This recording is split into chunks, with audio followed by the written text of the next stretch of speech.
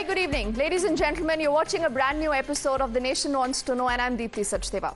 It's the second phase of polling that has concluded, and the nation wants to know what's really hidden in the voter turnout. Is there any message there?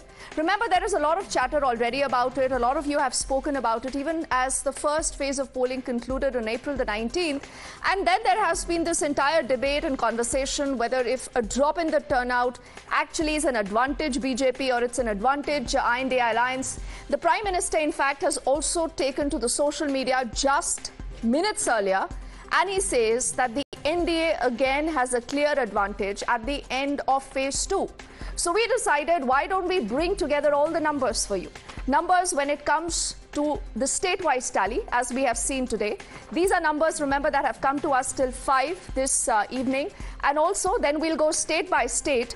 And we'll also be, in fact, remember, trying to tell you what was the comparison vis-a-vis the data figures of 2019. So let's begin by talking of the overall figures. The voter turnout till 5 p.m. in the state of Assam overall right now stands at a 70.66%.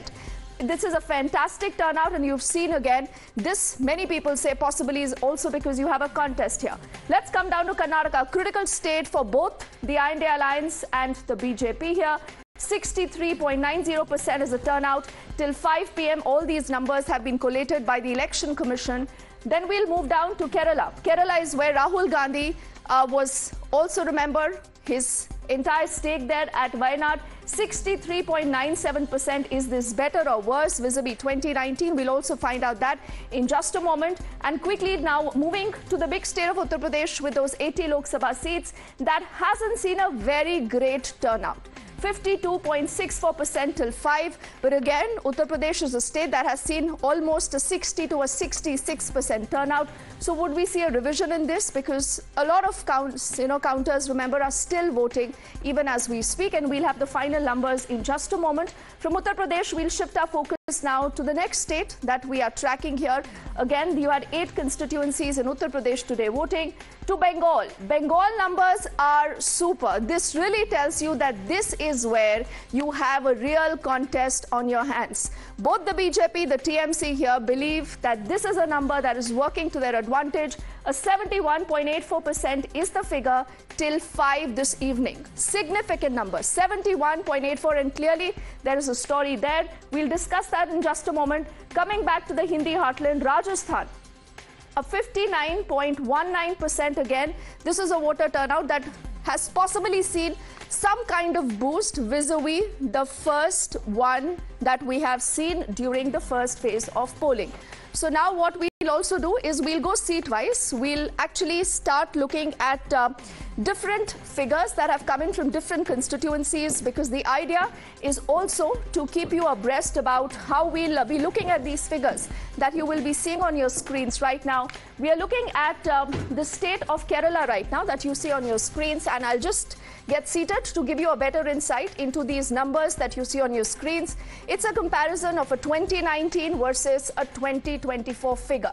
2019, look at that, 80.37% was the overall turnout. Until now, in the 2024 battle, you're looking at a 65.98%. This is Wayanad, a constituency again where you've seen Rahul Gandhi wanting to say that this is my constituency, I've nurtured it, versus the left. The left has been fighting Rahul Gandhi, saying, why are you fighting us? Go and fight the BJP. So that is the Wayanad number. We'll bring up the next number now. Thiruvananthapuram. Significant again, because this is where you have Shashi Tharoor, who has been a multiple-time member of parliament, and this is where the BJP has also fielded the union minister, Rajiv Chandrasekhar. 2019 versus 2024, you have seen a dip, but do remember again, these are figures just of the first 2 phases of polling, and Kerala, in fact, has concluded its polling. So you have seen that drop in the state of Kerala. This is now Pathanamthitta. This is where you have Anil Antony, the former defense minister's son, who again said that this is a significant fight for me. You've seen the BJP going all out, also where you have seen a lot of focus by the left in particular. 74.30 was the turnout earlier, and that has also seen some kind of a drop there. And Kozhikode again is 81.70 to a 63.90. So the overall trend of the state really tells you that there has been a dip in the turnout. In a state that is looking at an LDA versus a UDF battle, the BJP wanting to get in, Palakkad also seeing a drop of close to about 10% from 77.77% to a 66.04% in the 2024 battle. So this clearly again will have a story, and through the course of this entire conversation, we will be joining with a lot of guests who will try to decode as to whether these numbers tell us a story or not. Dennis Thrissur, this is also where you have the famous star Gopi, and the Prime Minister also, remember speaking about him, his lot of charity work that he has done. And there again, you have seen some kind of a movement. Tuatingal has also moved from a 74.48% to a 64.29%. So we've seen the critical, constituencies in Kerala. Alappuzha, no different. 80.36% is what was noted in 2019 to a 67.08%. Again, this is still 5 p.m. in 2024. We might see an upward revision in certain of these numbers, but still you realize that there is a huge gap that we are talking about. And likewise, in fact, through the course of this entire conversation, we'll be taking a deep dive into a number of other states, critical states. A lot of you are interested in Uttar Pradesh, in Maharashtra, also asking about Bihar. So we'll give you those numbers in just a moment. We'll also say good evening to our panel of guests joining us. Niti Jain is a spokesperson of the BJP. Dr. Raj Gopalan is a senior journalist. Also on the show is Tariq Khan, national spokesperson of the Samajwadi Party. And Rohan Mitra, political analyst, he leans towards the Congress, is completing our panel. Niti, let's begin by asking you. You said abki baar 400 par. If it was really a pro-incumbency in your favor, why are we looking at a low turnout? Overall also, Niti, a lot of these figures on our screens are figures that we've collated till 5 this evening, and they all have a story to tell. So people are saying, have your voters not stepped out right now to ensure your 400 par, Niti? Okay, so first of all, I think a low turnout is not good for the democracy per se. I think we need to educate or motivate more people to go out and exercise their right and the duty to vote. But that said, I think the voters' turnout is not a clear indicator of voter inclination. So to say that this is some sort of anti-incumbency for the government does not make sense, because I think in 1998 also there was a 4% jump and the BJP formed the government, but a year later again there was voting. The voter turnout was about 1% less, but we still got a similar number of seats. So to say that the voter turnout is in any way going to define which way the wind is blowing, that is not right. Like Modi ji has just tweeted, we are very confident of getting the numbers that we expect, and the people are supporting us. There have been many reasons, probably like a lot of you also have been saying, there's been a heat wave in the south a lot. There's been farmers who have been going, so there could be a multiple reasons. But irrespective of that, I think this is a more of a democratic issue. We need to motivate more people to come out and vote, but it is in no way a question mark on the BJP or a mark of anti-incumbency. Okay, so you say we are super confident, and clearly, Niti, when one is looking at these numbers, I also saw the figures of 2019, and Raj Gopalanji, you would agree that the kind of benchmark that the BJP had set for itself in 2019 possibly, and if you take that as a base, you clearly are seeing a decline in the voter turnout. Now, could that actually have a story like Niti has to say, or is that a story like the I.N.D.A. alliance has to say? We'll have to find out. But Rohan, why don't you tell me, should this also not worry you? The BJP doesn't have much to lose, they say. They say our voter is committed, our voter is coming out. But they say that the opposition really here is worried because their voters don't see a contest. Good evening, Niti. Good evening, everyone else. Deepti, sorry, I'm so sorry, I can't see who's I'm talking to. I'm on the. But coming back to your main point, Deepti, usually, if the low voter turnout happens, it's supposed to be pro-incumbent. So I'm actually taking this with a pinch of salt, because my friend from BJP, she said that, she's not worried about the anti-incumbency and everything with her opening comments. And for that matter, after the first phase of the elections, what we've noticed is the pitch the wordings, the word choice of the BJP leaders from the Prime Minister himself has been very different from talking on development and talking on what he's delivered. He's gone into a very, religious, on the religious lines. He's attacked the Muslims in Rajasthan, where if you see Rajasthan as a population, the Muslims make about 10% of the voters. So for him to say something like that, it was quite a surprise. So if you see from the I.N.D.I.A alliance perspective, the alliance is very confident. You have to see the numbers. Okay. In 2019, the 88 seats which voted today, the BJP had 52 seats over there. And I would give them the benefit of the doubt because if you see Kerala, the 20 seats which the I.N.D.I.A won, then the BJP got 0. So if I take the 20 out of the 68 today, I strongly feel the Congress and the allies, we are going to get more than half of the seats today. So that's a very good news. I'm going to talk about Bengal because, Deepti, you said that it was a contest between the BJP and the TMC. Deepti, it is yes, not so you're the wondering BJP why aren't we talking about the Congress and the left? Today. Rohan, I will give you point taken. Rohan, what we've decided to do is we'll go state by state. We began with Kerala, but we are talking about Bengal. Just allow me a moment. What will happen in the later phases, Rohan, allow me a moment because we'll go state by state. We are going next to Karnataka. We'll come to Bengal. We'll be looking at the numbers. We'll be looking at key constituencies that have voted so far. So, Mr. Rajgopalan and also Tariq, just allow me a moment. Niti, I will allow you to respond, but let's put out the other data also now that we have. Our team tells us that we can put out the data for Karnataka and the key constituencies that we've been looking at and how have those constituencies moved so far. Now, this is Bengaluru Central that has seen 2019 versus 2024. Look at this, 54.32 to a 48.61. We'll move forward now again.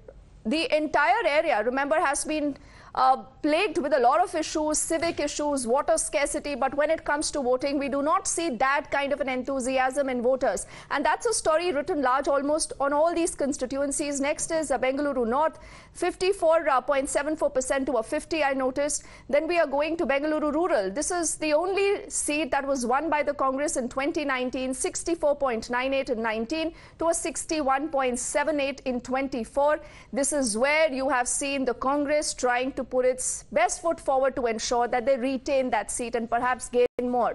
Bengaluru South, 2019, that was 53.70, and now it is a 49.37. So even if you look at the Bengaluru, constituency as a whole, you will see that depending on, where you are, whether it's a rural area, the southern Bengaluru always has an issue with the voter turnout. Chikbalapur is 76.74 to a 70.97% right now. So there has been a story that is being repeated. Is this voters not getting really excited? They do not find any incentive in coming out to vote, or are they complacent? Because they believe the BJP anyways is coming to power, as the party would want us to believe. To Mandya, 77.43 to a 74.87. A lot at stake here when it comes to H.D. Kumaraswamy himself. You've seen an alliance between the JDS and the BJP. Could that dent the prospectus of the Congress, particularly in the Vokaliga belt, is something that has been decided by this particular phase itself. And likewise, we are looking at Tumkuru, then Udupi also. You have seen the turnout right now, 76.07 to a 72.13. And now, as Rohan was alluding towards, we'll put our focus on Bengal. Bengal, a very important state. Also, when it comes to the relevance of the Trinamool itself, what can the Congress do? What has the BJP been able to do? 18 seats is what they won the last time around. You're looking at 2024 numbers at a 71.84%. This is a turnout till 5 p.m. in fact this evening, and that has seen a jump. So you will see the variation. When it comes to Bengal, it does vote in better numbers versus what an Uttar Pradesh or a Hindi heartland does. And Rohan, now I'll allow you to complete your point, because we've seen Bengal, and Bengal in the same heat wave, as Niti was referring to, has seen a greater and a better turnout versus an Uttar Pradesh or a Maharashtra. Thank you, Deepti. I just wanted to make a quick point here. Yes. I just want to congratulate the people of the three seats which went to polling today, because outside of Darjeeling, the hills, even if you come down to the plains of Shiliguri and then you come into Raiganj and you come into Balurghat, these are the 3 seats which the BJP had won in 2019. The 2 out of them, Raiganj and Darjeeling, have never been won by the Trinamool in its history. And Balurghat is the seat which the BJP's incumbent state president, Chuganta Mojumdar, is standing. So my point, which I wanted to make to you and to your audience, is please don't write off the Congress left alliance in these 3 seats. And I'm here as a Congress representative. I'm saying this with a lot of confidence that the Raiganj seat today is going to throw a surprise to the people on the 4th of June when the results come out, because the Congress is going to win that seat. The Darjeeling seat is going to be very close. The turnout at 5 o'clock, and I think it will cross 80% in all the 3 seats. So it will be a very close election. Don't write off any of the 3 parties, but definitely don't write off the left and the Congress. Coming back to Karnataka, in 2019, the Karnataka elections, the Congress and the JDS were in an alliance when it fought that election, and the JDS and the Congress combined the vote transfer has never been seamless. This time the Congress is in its own majority and it's fighting this election on its own voice, on the guarantees it has delivered. The low voter turnout is disappointing in places like Bangalore, because you would expect the urban and the educated people to come out and vote in high numbers. But for them to not turn up is a disappointing thing. But we are very confident that the Congress will do much, much better than what it has done in 2019. And any seat we gain there is a win for us. Okay, so Rohan, you clearly see a lot of hope in Bengal. And see, it's not the media writing you off. It's Mamata Banerjee who said that the Congress and the left is no factor. So, I mean, that is how the entire perception battle also has played. That's a political pitch. Okay, you're saying it's a political pitch. We'll have to see how these numbers can be decoded. I get your point, Rohan. I know Tariq and Rajgopalanji haven't spoken. Just allow me a minute, gentlemen, because we'll quickly head into a break on the other side. We'll continue to decode the turnout, the numbers, and also, interestingly, what happens in the Hindi heartland after this quick break.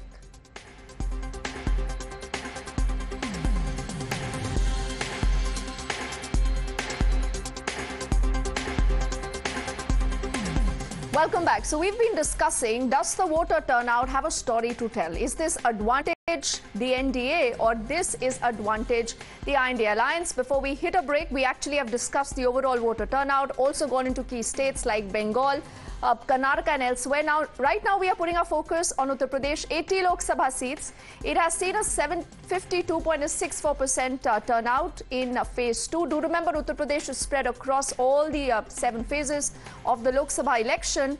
And clearly these are numbers that possibly will make us question that whether people do not believe that, they should be participating enthusiastically in the elections or not, because we'll be looking at constituencies that have voted today. That does include Mathura, Ghaziabad, Gautam Budh Nagar. Remember, 8 of them voted today. This is the figure of Mathura, where you have Hema Malini being pitted by the BJP. In fact, she's been repeated. Now, in 2019, it saw a turnout of 61.08% that now has dropped to a 46.96%. That is a steep drop. So you've seen a significant drop, at least when it comes to Mathura. Meerut, no different. 64.29 in 2019, and it has gone down to a 55.49%. Should this not worry the BJP? Niti, I have to ask you this before I get in. Both Tariq and Mr. Rajgopal and Niti, take just 30 seconds to tell me, does the Uttar Pradesh figure of the turnout worry you? Like I said, that the figures of low turnout should worry the entire country. As a democracy, this is something that we need to look forward to come out and exercise our right and the duty to vote. But to say that this is a sign of anti-incumbency, I do not agree with that, because a low voter turnout does not indicate the inclination to vote. This could also be that the opposition has been so weak that the voters did not see a reason to come out and vote for them. So one way to look at it. Let me get in Tariq to respond to this of the Samajwadi Party. Tariq Khanji, how do you see these figures, particularly in Uttar Pradesh? No, what BJP, I would like to put it in that BJP claim that they are the world's biggest party and they have even their workers on Jupiter, Mars and somewhere else in the galaxy as well. So on the basis of that claim, they say that they have Panna Pramukh and 6 people committee on 60 voters. Where are they? They are not even able to turn out their voters where they are. On an average, there has been 1,000 voters on one How booth. do you know these That are means not they have voters? almost That is 100 why I'm voters on saying every that is not booth. even a logical And debate. there has been 2,000. Don't speak in between. Let me complete. I haven't. Okay, quickly, Tariq-ji. Please allow me. Please Yes. allow me. This is not a good way. So what I want to put it that they have means 2 lakh voters per Lok Sabha according to them. Panna Pramukh and Okay, and you are confident that this is not the BJP voter that has turned up. Apologies, I'm interrupting you here because I've run short of time. I have to give the last word to Mr. Rajgopalan. So how do you see the overall picture and the story from the turnout? There are multiple reasons, Deepti. I would like to put it in one nutshell because I am the last speaker. I will say a last word. Voters are losing trust in opposition, especially after this inheritance tax. People are moving out and vote for the Congress or for I.N.D.A. alliance because they are afraid that their land will be taken away, their property will be taken away, like that. Second thing, we cannot blame it on EVM.